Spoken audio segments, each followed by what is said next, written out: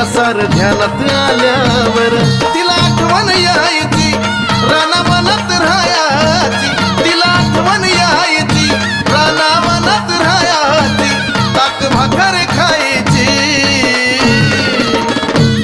अग नजर लागली खंडोबाला बानुबाईची नजर लागली खंडोबाला बानुबाई